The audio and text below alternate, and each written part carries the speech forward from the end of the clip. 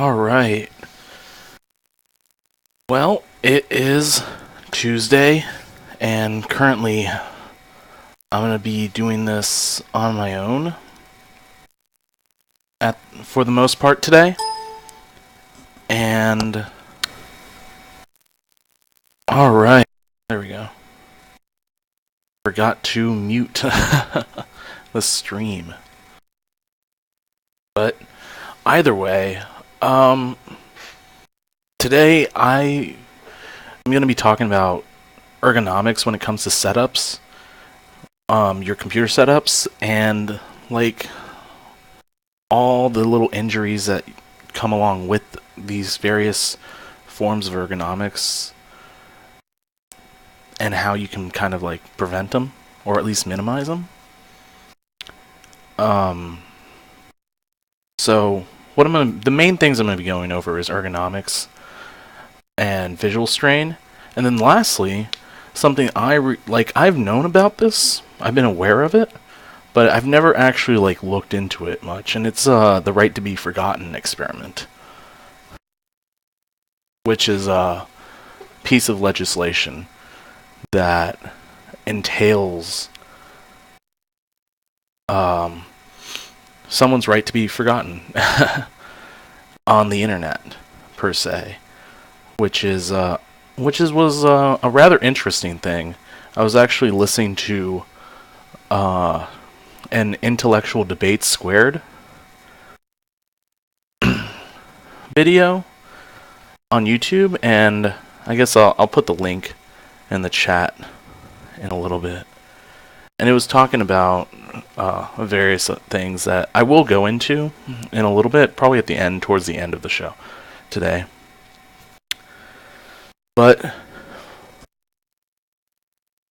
for the most part, there's been a couple changes in the sense of how we're planning on doing this. For now, I decided to make like a little slideshow to go along with the video. So kind of like let me know, give me some feedback on what you think about that. I think it adds a little bit of a kind of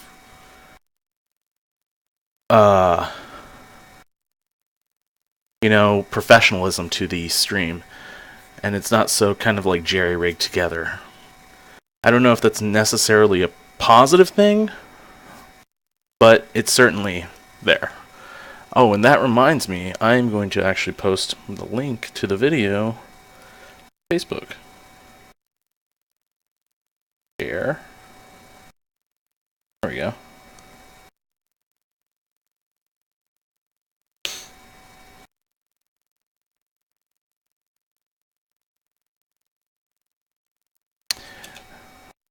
Facebook's being a little slow today. But either way, oh yeah, and I almost forgot to let Derek know.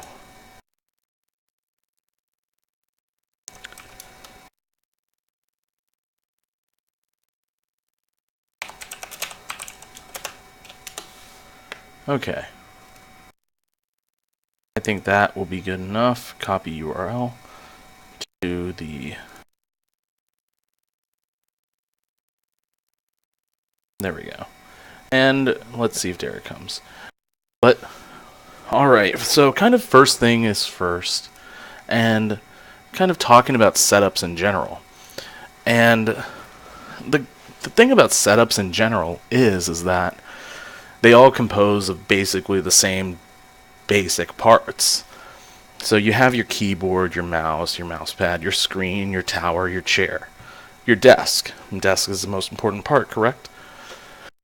In terms of kind of like a gaming power user kind of perspective, you have like a tower computer as opposed to a laptop, which I'll get into in a little bit after this, after I cover all the bases with a desktop computer. And so when choosing like a lot of different things, you kind of got to keep in mind that when you're sitting for long periods of time, a lot of things can cause repetitive strain injury, because you're kind of doing the same movement over and over. For example, if I'm just chilling out on my chair and I just happen to be sitting down for a while and I'm typing away and I'm using my fingers a lot on my mouse and stuff like that, and I'm typing really fast, I tend to get like this like kind of aching in my hands after a couple hours, and I always just kind of take a break and like lay down on the couch or something like that. But that's something that has not, really bothered me per se.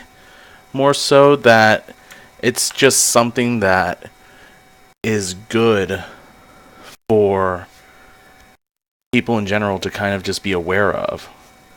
And repetitive strain injury can like lead to things like arthritis and other forms of like kind of like the breakdown of bones in especially in your hands and stuff like that, which of course are designed to be like to take the most beating on your body. I mean, you wouldn't want your like femurs or something like that to I don't think, well, your whole body's designed to take as much punishment as it can at the end of the day, but for the most part, when it comes to choosing a system and how you want it to set up properly, you kind of want it to keep it, at a kind of an upright posture. You want to have a good chair. Now, the thing, like right now, I'm using a fixed chair that I got from Sam's Club, and honestly, it's not that great. It doesn't have much cushion on it anymore. I feel like I'm too tall for it, which is kind of weird to say, but I feel like I am, because of course there's no way for me to it's kind of a chair to kind of like lean back on. But see, I'm one of those people that likes to sit forward, sit up straight, kind of lean towards the computer per se. Some people enjoy, being able to lean back as they use the computer. And of course, I worked in an office for 2 years, and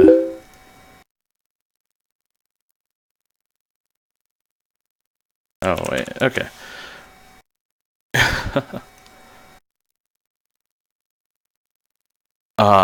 Okay, as I was saying, I worked in an office for 2 years, and it kind of like led to the point where I kind of developed a slouch that was not natural. I mean, I was sitting down for at least 8 hours on the day in this office, and you kind of develop a terrible kind of bored, and you try to relax your muscles as much as possible, because sitting up straight is an effort. I'm not gonna lie, it is. I mean, it's not really like a big effort, but it is an effort. After a while, it does get tiresome. So, trying to sit up straight and having your elbows kind of at as close to a 90-degree or more angle from you is always a good thing to have. Having,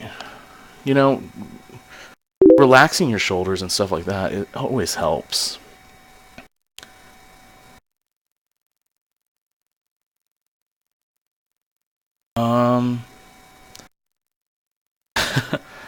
I'm getting word that Twitch is not loading.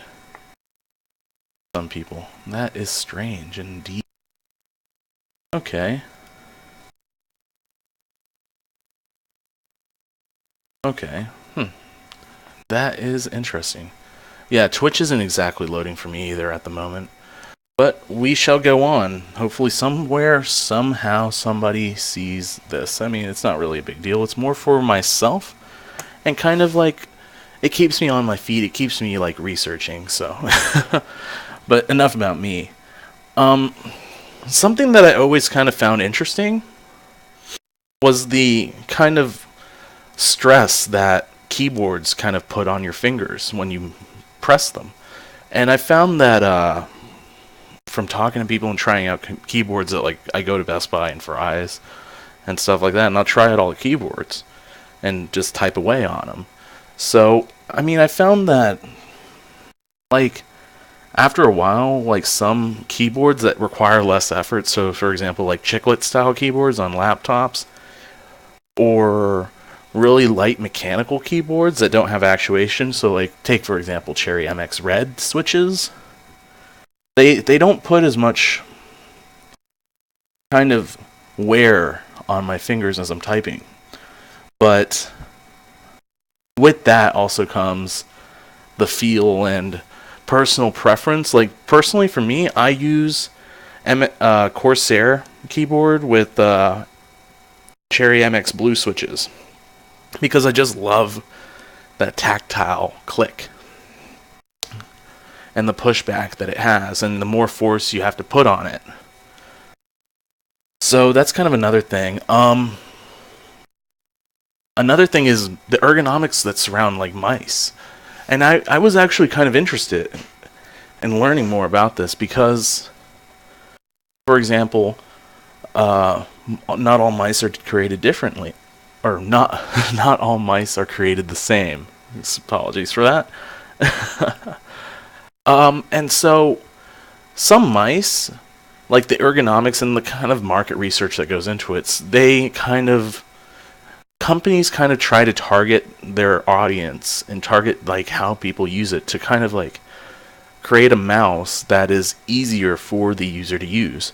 So you see a lot of mice out there that are very bulbish and wide, but with like a sleek back and all that, and they're kind of trying to accommodate for a certain type of grip.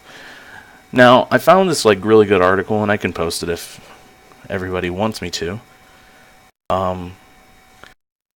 that talked about the different grips on mice. So, first and foremost, the palm grip, which apparently is one of the most popular grips out there, and it's kind of the grip on a mouse that you just lay flat your hand on the mouse and you kind of just move it around, like move your whole arm around and stuff like that. And that's called a palm grip, and it's probably one of the more popular grips out there. Apparently is one of the most popular grips out there, and it's sorry about that. You know, mice that utilize this grip kind of accommodate in a kind of fashion that allows people to kind of arc their hand over the mouse. How you would, naturally cup something using your hands, whether it be like a ball or like some other kind of thing that you would have to use your whole hand to grab. Because you don't pivot at the middle of your hand, of course you can't. So you kind of just cup around it and let your hands. Okay. Twitch finally loaded up for me. Okay.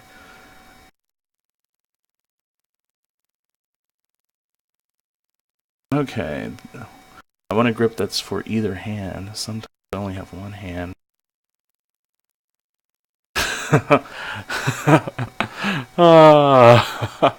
Touche indeed.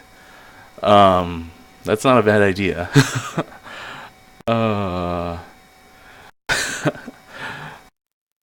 Yes, of course. Having a two-handed mouse. That's what mouse pads are for, though. So you can just scroll through things. Actually, what I use is the directional keys. But another thing that the grip I personally use is the tip grip, which is at the bottom of the slideshow, and it's kind of just using like the tips of your fingers to move, and you kind of just like grab and go, and you kind of pivot on your palm, which is resting on the table. And the thing is that I will have to say that grip is not really good for my hand. I think I'm kind of developing an ache from having to do that too much, but it is definitely a grip that exists, and companies like Razer actually cater to this kind of grip. I personally have a Razer Naga mouse, and of course You palm grip, palm grip that D. Yeah, and I think palm gripping and claw, like I use tips, so just the tip, of course. Now something I found really interesting was having to do with monitors and visual strain. Now, I found it really interesting that LCD screens they have two levels of refresh rates. So on the box, you'll always see like refresh rates of like 60 hertz or something like that, and that's not necessarily the same thing as a pixel brightness reset rate, which is the entire LCD light board refreshing all the pixels on the screen to the needed brightness level to be able to show the color. And those actually have a higher hertz value or measurement than what we see on a box. And the average amount, quote unquote, I don't remember, or I don't know exactly how old the information that I got is. Sucks with time ass. I don't know how old the information I got, but an LCD screen is about like 200 hertz, which I thought was kind of interesting. But the refresh rate, the thing that you see advertised on the box, so those can go from like 60 hertz to 120, 144, and even higher than that. That's how often it gets a new image from whatever is processing the image processing source. So like on computers, it's the graphics card, Blu-ray players, whatnot, and all that. All those things have some form of graphics processing. And so, like, if you have a TV or a computer screen that does 60 hertz, that means it's getting one frame per second kind of thing. So that's what it's pulling out. So, for example, if you have a 60 hertz screen, you are actually capped at 60 frames per second visually on that screen. So like having a better graphics card that gets like 140 frames per second on Minecraft, you won't be able to see more than 60 of those frames, which I think is kind of funny. It's kind of like the little Houdini. But higher pixel density actually reduces eye strain, which I did not know. I mean, I always thought that it was kind of like a middle in between kind of thing that required people to kind of not go too high and not go too low. But then again, I always thought also real life is real life, you know. Can you even measure the real life pixels according to your eye? I haven't really looked into it. Probably there's some form of study out there that is that probably like looks into the exact megapixel equivalent of a human iris. But I've not looked into that, honestly. But what I did find out was that with the rise of like... Oh, there is? Okay, cool.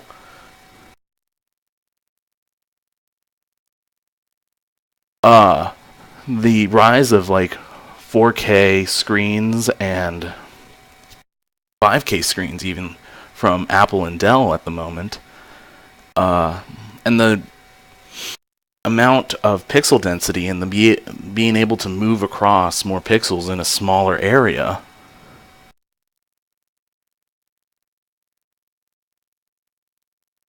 Oh, I didn't know that.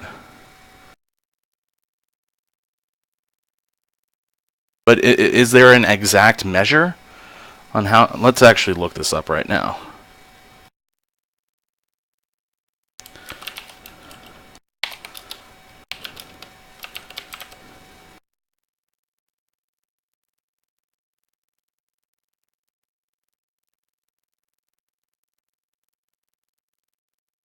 So what is the resolution of the human eye? Let's see if we can find something that seems tangible enough of a...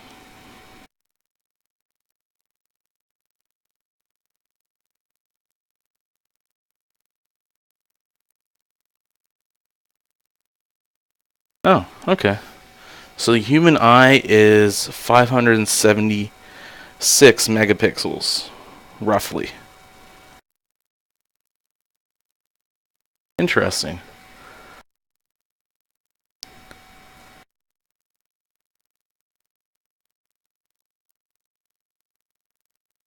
Yeah. Some observations have indicated that the unaided human eye can generally not differentiate. Okay, and let's check out this PDF here.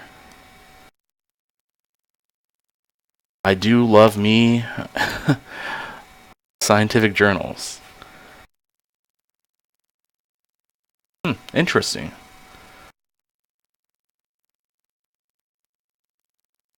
Pixel density.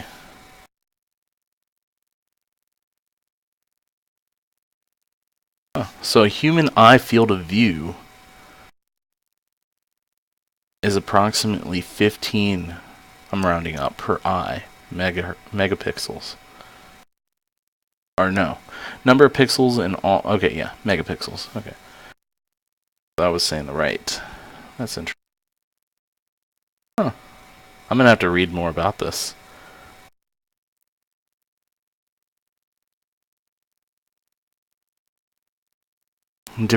So the more in depth about the hertz and color differentiation ion. Okay. Huh. That's neat.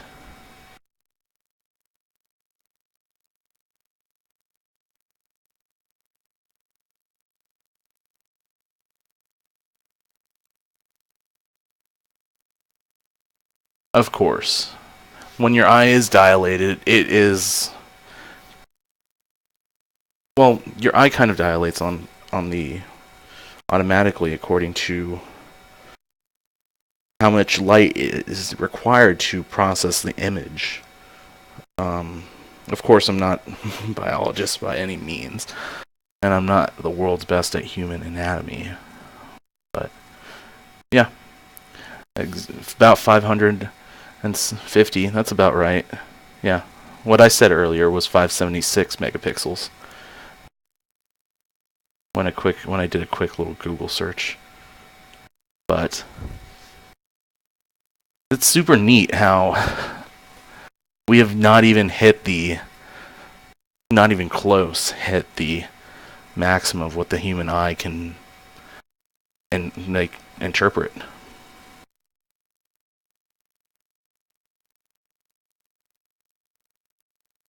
But I wonder what will happen when we finally do hit that kind of threshold that surpasses the ability for the human eye to see natively, you know? I wonder, will we mistake things for, you know, real life? Of course, it's still on a two-dimensional plane. So, it's just something that I wonder. So think about like an image so real. I guess it would be like the equivalent of seeing something in the mirror. That's what it would be. Your mirror is a display that is at the maximum, you know, the maximum of whatever your eye can see. Stellites. Here, let me see. Starlights? You mean? Or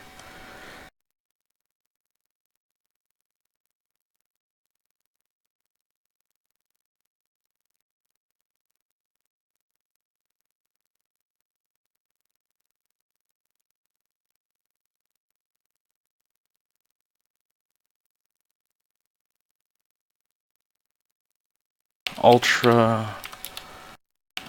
I don't know. I've not actually looked into those. I will most certainly check it out after the stream. course.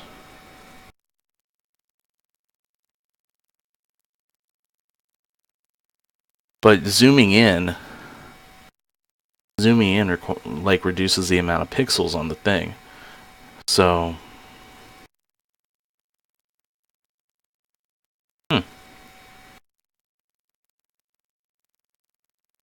interesting. Oh, something that I thought was kind of fun was that bright lights on your peripheral vision causes eye strain. So people that use like 3 monitor setups, the peripheral vision when they have their when their monitors are too concave or they're too bright, actually hurt your eyes more than anything else. No matter what the resolution of the screen is, which I thought was really cool. Not gonna lie. But I'm gonna check out those satellite images. Oh, and the Gigapan. This looks interesting. So, right there, post a link.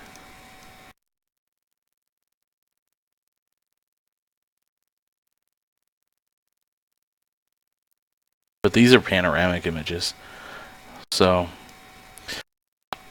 the question is, what's the difference between taking an image using many different lower resolution images and then compiling them all together? Because I believe the highest, Canon has a new DSLR camera that can do 75 megapixels. But don't quote me on that. That's kind of just me talking off the top of my head.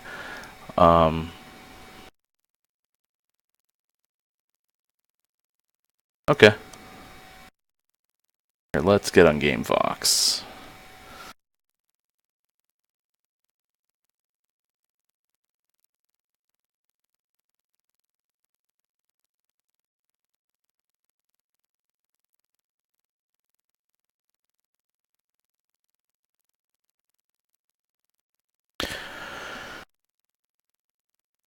Let's see.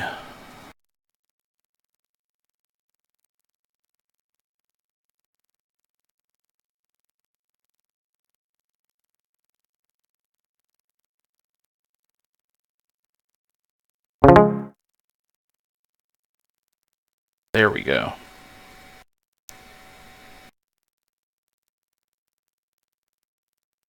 All right, and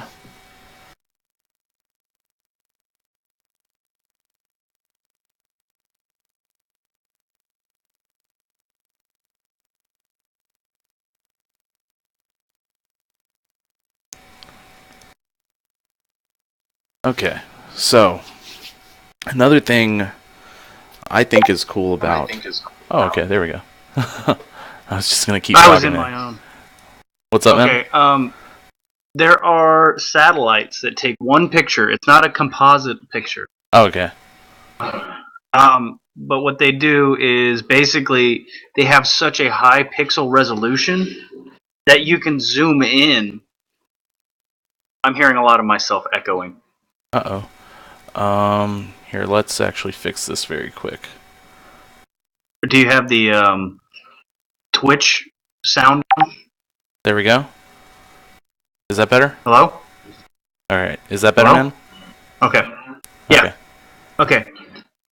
So instead of having a whole bunch of composite images that you just kind of like scroll through and then it just loads up the next one, what it does is it has such a high resolution that you can actually zoom in, and because the pixel density is actually so high, you can zoom in repetitively on one image, and you can like read things that people are walking around that they have like newspapers out or a book out, and you can like look on their thing and say, "Hey, I know that book." Oh, so like Google Images, Google Maps, and stuff like that. Yeah, I mean it's not a composite image; it's one image, and it just has extremely high pixel density. Yeah. That way, when you take a chunk of it and you expand it to your screen size, it still has a resolution, because they're so dense of something that you can see what the hell they're looking at. Okay. Interesting. I think that's what this Gigapan is doing as well. I don't know exactly how they're doing it. Well, I think I don't know. I think Gigapan is really just it's a software panoramic thing using a super high resolution camera.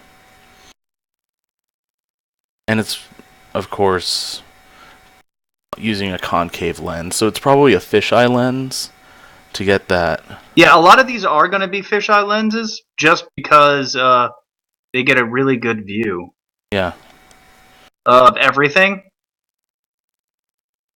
Yeah. Geez, this thing is actually pretty cool. I'm playing with the site now. Oh, Gigapan? Or yeah. Yeah. I've been playing with it all this time actually. Here, I'm actually gonna put the But yeah, they actually have really high density satellites that do this kind of thing. And yeah, they see like an entire continent at once. I think it's like I want to say like 10 square miles or something at a time, and you can basically zoom in and like look at people like you can with this Gigapan. Yeah. Yeah. It might be bigger than that. It might be smaller than that. I don't remember. I was never an imagery person, so I don't know their capabilities. I've always felt that you know when you see like the on the sky, and whenever you see like the rippling effect on the sky and the blues, I always thought that that meant that it was a compiled image that was multiple different cameras at once. I mean, of course, Google Maps does the compiled images as well because they don't get full pictures. Yes, but there's like one picture, and then they have like the picture that goes next to it. Yeah. You know what I'm saying? They like scan like a strip, and then when the satellite goes back by, it scans the next strip, and so forth. Okay. Because otherwise, what you'd be suggesting is that they have a satellite go by, and then they have a whole bunch of planes go by, and then they have a whole bunch of lower flying planes go by, and then they have a whole bunch of people like standing on your roof. Well, I mean, Google Images does that. They do have. I've seen the cars before. And actually, you can go. Yeah, well, they have the street view is different. Yes, but they only have like the satellites. One of the techniques for doing these types of things is called raster. Is where you have different layers of maps, so you have like a low resolution, but from a very high angle, and then as you zoom in, you get a lower altitude, same resolution. And that was like the old school way of doing it. However, with photo technology, the way that it's been going is they actually have pixel density enough to just do a satellite drive-by and get near quality of what they used to get by doing multiple different ways of flying those U-2s. You remember what those were? Are you familiar with the U-2s? No. U-2s were like an old spy plane during like the Soviet Union Cold War era.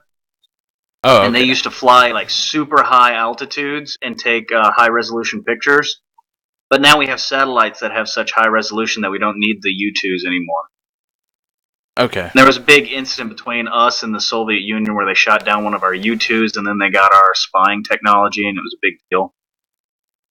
Okay. Like the late 80s or mid 80s.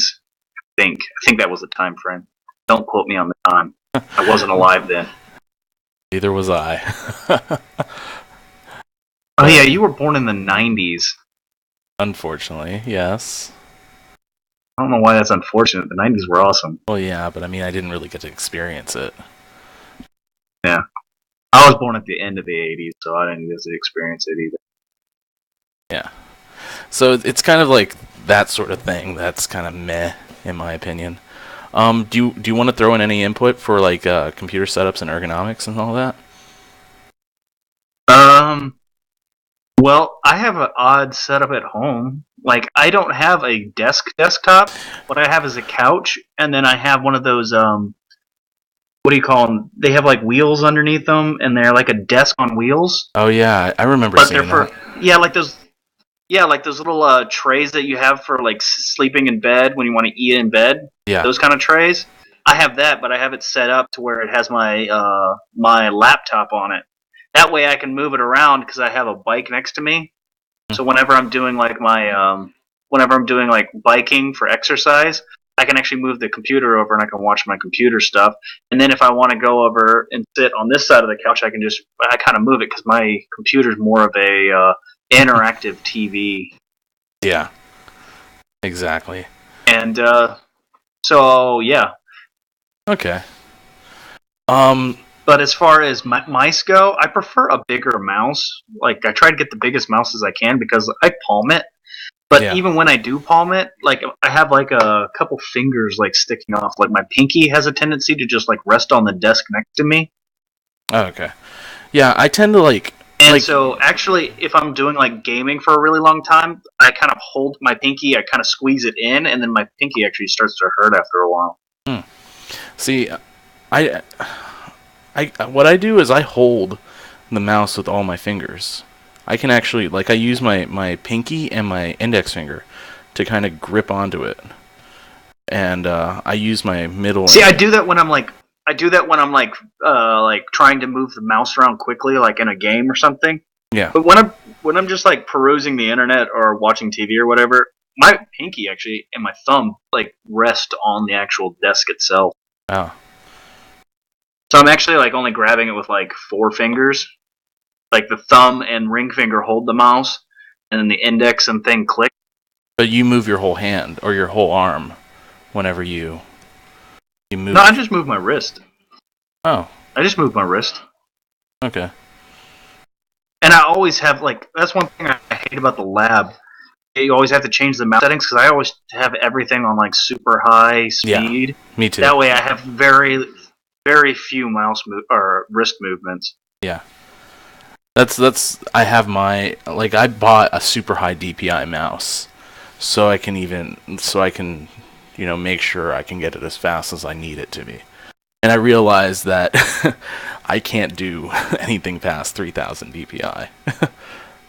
It's just ridiculous. I think it's designed for people that have multiple monitors or 4K monitors because it's just the slightest movement. But actually, you're just in time for kind of me? Yes, you. For kind of something I wanted to actually talk about with somebody about. And earlier today, I was watching a debate on the right to be forgotten, which is I saw the link. Yeah.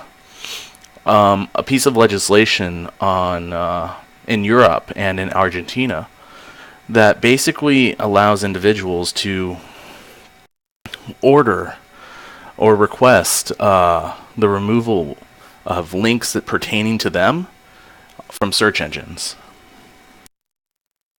And if you've ever noticed that sometimes on Google, when you search up things, it says that this link was removed by request through the Digital Millennium Act, yada yada. I don't know if you've ever noticed that before whenever you search something. No, I have not.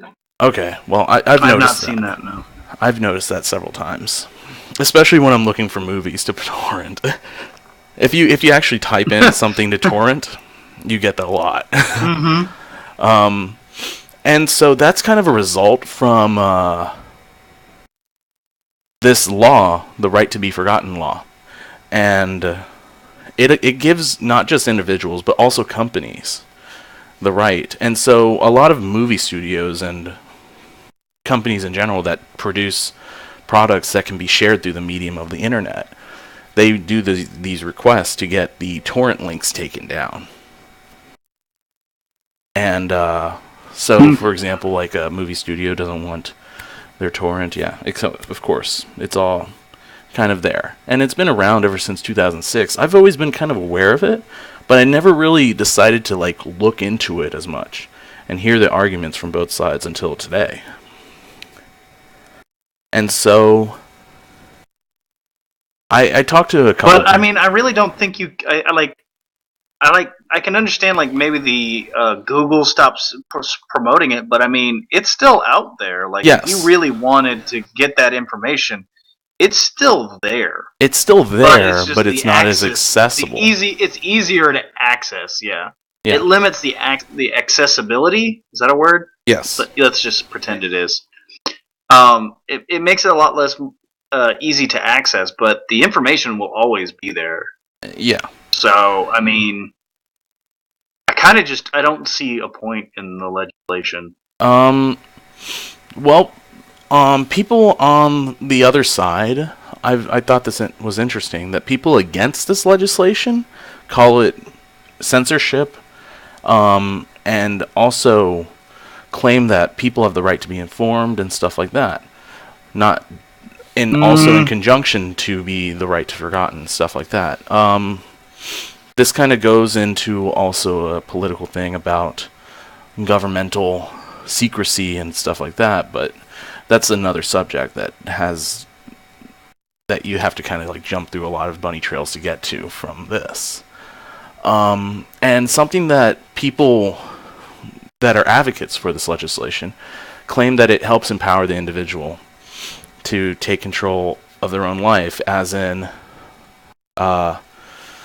you can get remove links for, like, let's say you like a lady, she got her kids taken away when she was a young mother and stuff like that, and it made the news for some reason or another. And so when she's going into a job interview, like years later, and they look her up and they see that, it might not be a fair representation of the person. She might have been rehabilitated since then and stuff like that. Now you can also argue that, If you believe it. well, yeah, of course, you can also argue that it's kind of to prevent that saying of past performance is the best indicator for future performance. You know what I mean? And it's kind of just kind of a kind of a control over what you kind of represent to the world. So I thought that was kind of a cool argument to it. Actually, in America, we kind of already do that. All like juvenile offenses are not allowed to be published, and in California, they have a law that lets you, like, after you become 18, you put in the request, and all the companies are supposed to expunge any details, whether it's media and all that, about your exploits as a juvenile. And even the credit history people, for example, they forget. I believe you can put in the request. I don't know if it's automatic. Maybe some people will do it automatically, but every things that are 7 years older on your credit history are not even remembered in America. Well, that's more to do with like I think the people was it whoever whatever government facility is in charge of bankruptcy. They say that there's a 7-year thing where you can get rid of it. Yeah, but you still have to put in the request. Although I believe most credit agencies do it automatically anyways. Maybe. I don't know. I don't know much about bankruptcy. I've never had the fortunate to figure out what exactly it is. Neither have I. So I've always thought that this was kind of a cool, like, way to kind of exhibit some control. So, like, for example, like nude leaks, or like an ex-boyfriend or an ex-girlfriend kind of thing decides to put unsavory pictures, and they're hitting like Google Images whenever you type your name, kind of thing. So that's always a convenient way of. For certain things, I can see this being a good thing. But is it a point? Like, is it kind of a, how do I say this? Does it have a way of expanding into other kind of areas of law? For example, U.S. Do you think it has a place here? Getting rid of nude pics? Well, of course not. Who would want that? Actually, there's been porn companies now that are actually using this legislation to crack down on piracy. Fun fact. But kind of like, what do you think that this legislation would have a place in other places other than Europe? Because people will fuck up everywhere. Yeah, I could see. I mean, I don't think it's just a European thing, but Well, right now it's only kind of in Europe, this legislation, but people fuck up everywhere. I don't know. I honestly, I don't think they pass a whole bunch of laws that they don't know anything about because politicians, they get degrees and stuff, not in like actual sciences. They get it in like political science, and they get it in speech and other stupid crap that's basically meaningless.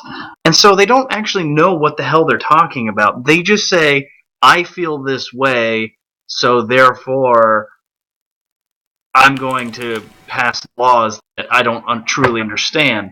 And they do that with a number of things. And there was a recent one that pissed me off, but I can't remember what it was about, where they didn't know what the hell they were talking about. And this, I think, would be another thing, because I don't genuinely think it actually helps anyone. I mean, if you really want to get information about people, it's still there. So I don't see a point to it. Okay. I think it could be passed through legislation because people don't genuinely understand how the internet works. And let's face it, saying something about a computer is more or less like saying it's made of magic. Most people just don't understand how a computer works. They don't have the faintest idea, and they don't even want to know. Like, they don't even want to know how this shit works. So they're not going to go research and figure it out for themselves. So yes, I can see bills passing, but no, I don't think it matters. It would be one of those things that I just don't care about because I think it's pointless. Okay. So that is about kind of my take on it, but I did have a couple thoughts on kind of the effect of basically content creators on the other side of things. So, for example, you're a blogger, for example, and you write this article about Billy Joe or even this company and stuff like that. Mm-hmm. And then the company or Billy Joe decides, I don't like whatever this person wrote, and I think it might affect me, or maybe I just don't like it. That's also, I think, a valid reason under this right to be forgotten legislation, and it gets taken down. Now, Google doesn't have the obligation to tell Blogger from a different website that it's no longer going to be crawled by the web crawlers, and their links are not going to be displayed on, or at least their links pertaining to that are not going to be displayed on Google, so they kind of don't get traffic for that.